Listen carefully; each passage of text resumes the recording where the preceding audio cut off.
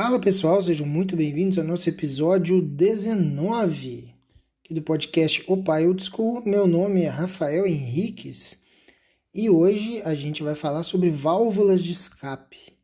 Válvulas de escape são coisas importantíssimas.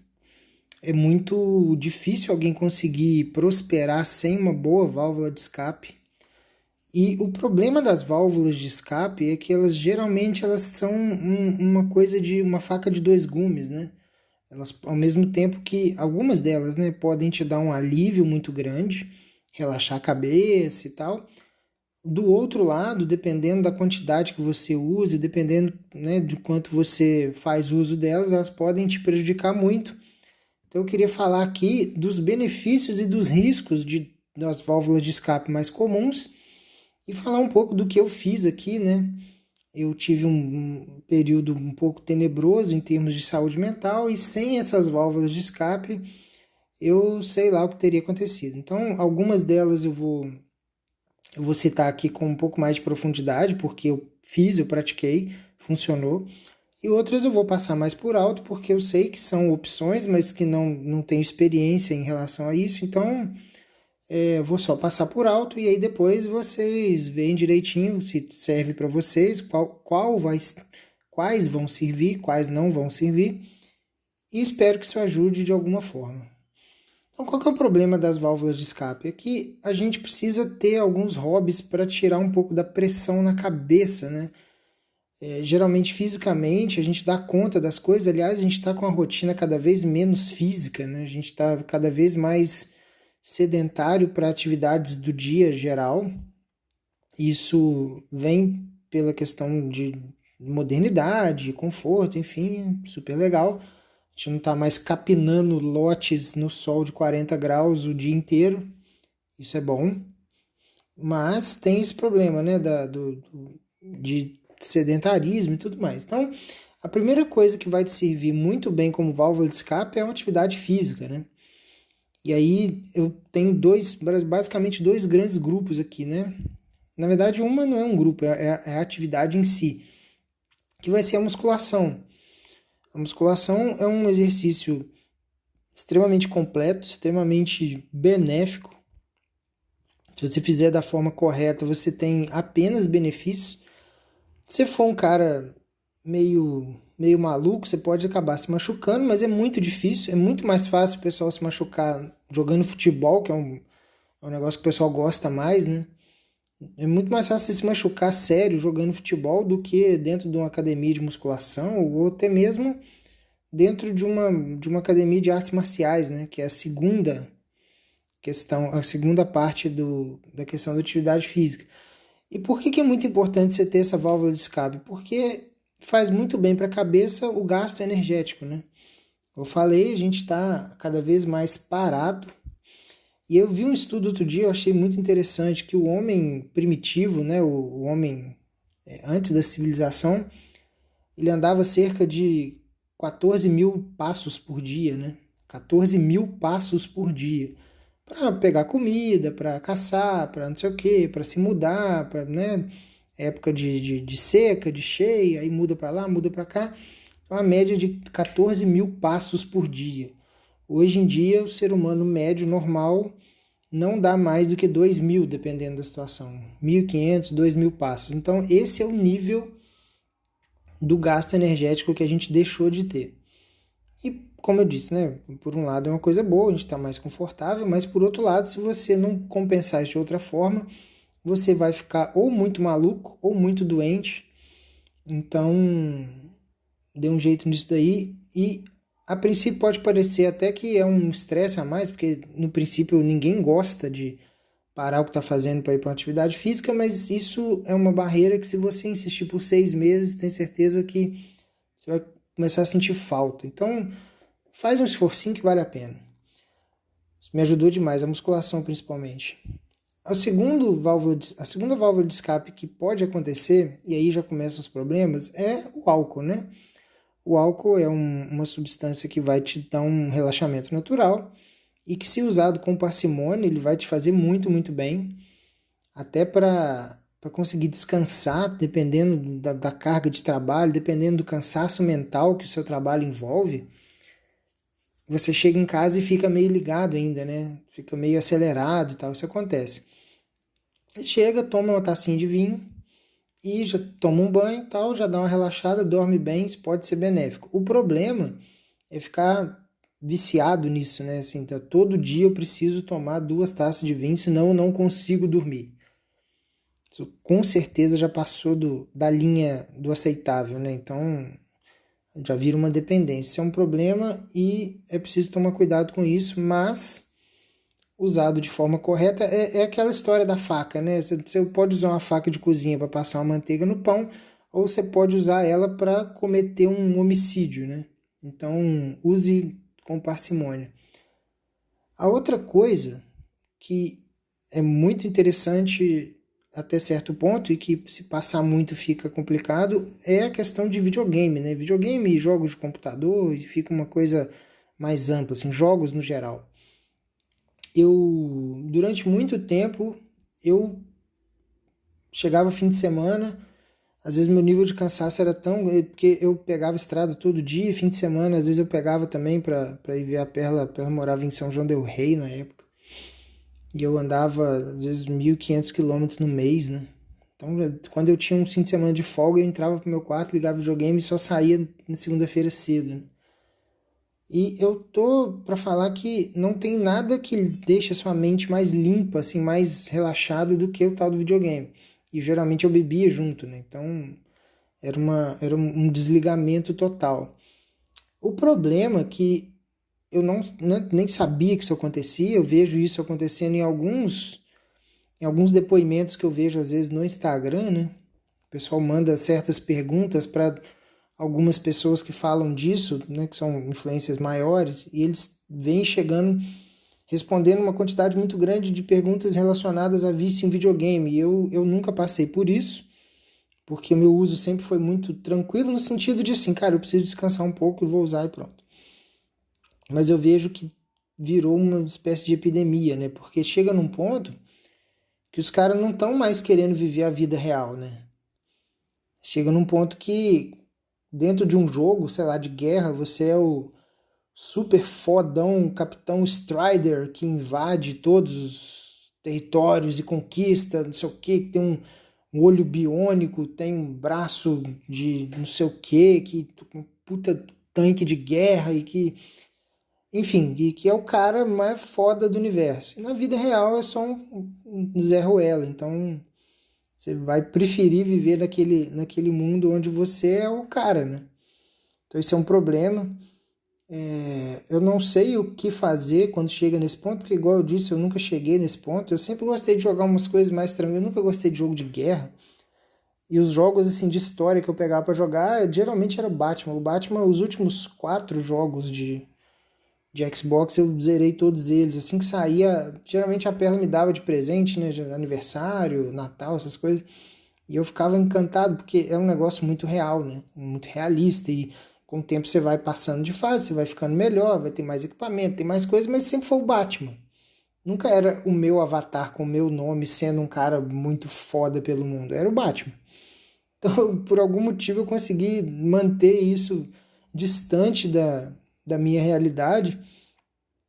E isso nunca chegou nesse ponto para mim, mas tem que tomar cuidado porque eu já vi depoimentos terríveis em relação a vício em videogame. Então, toma cuidado com isso aí. Outra coisa muito importante são hobbies em geral, né? Porque se você não tem hobby, a sua cabeça não descansa nunca. Isso é um problema. Eu vejo que para a mulher isso é mais difícil, né? A mulher tem menos essa busca por hobby. Para o homem, qualquer porcaria diverte, né? Sei lá, você pega 2 formigas e bota para brigar na varanda, e aí você passa 2 horas ali olhando a formiga brigando e é isso, você se divertiu ali.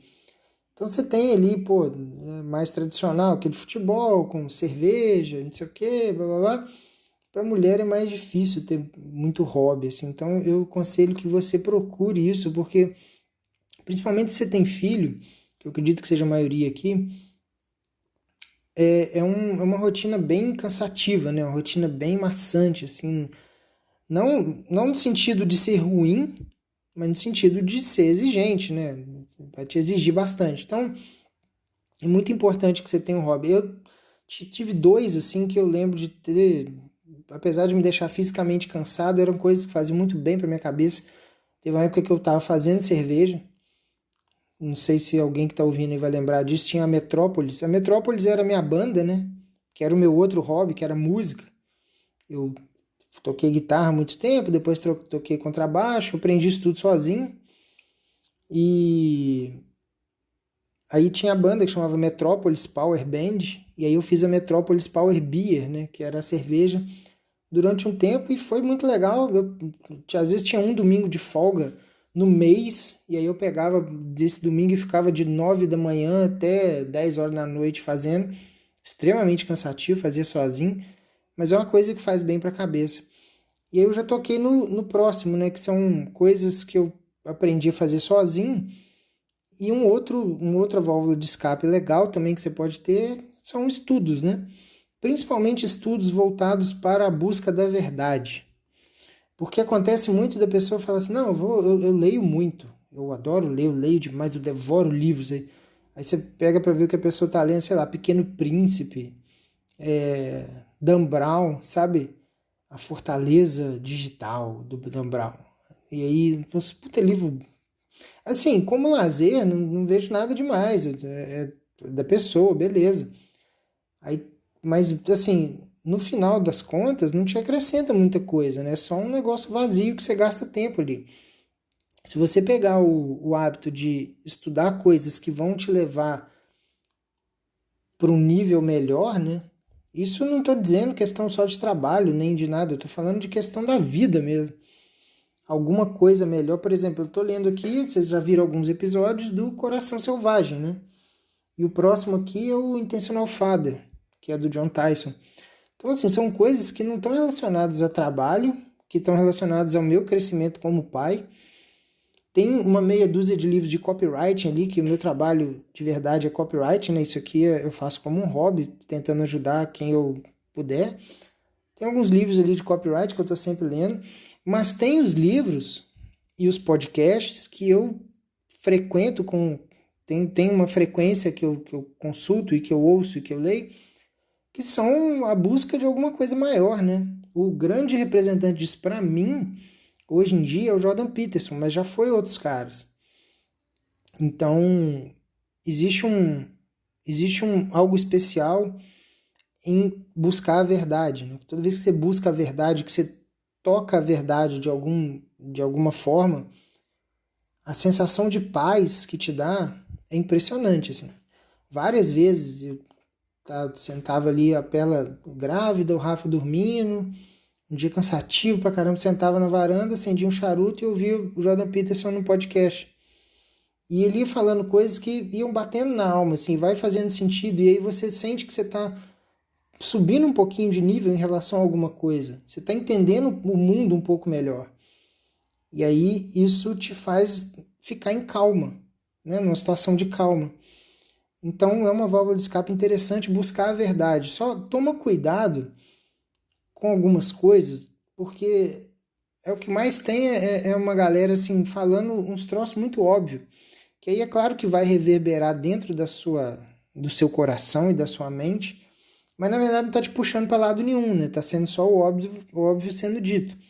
Eu faço críticas muito pesadas assim já no meu Instagram pessoal há muito tempo a dois caras que assim, para mim, entre ler esses caras, ouvir esses caras e não fazer nada, é melhor não fazer nada. Porque aí pelo menos você não emburrece, né? Um é o tal do Cortella, né?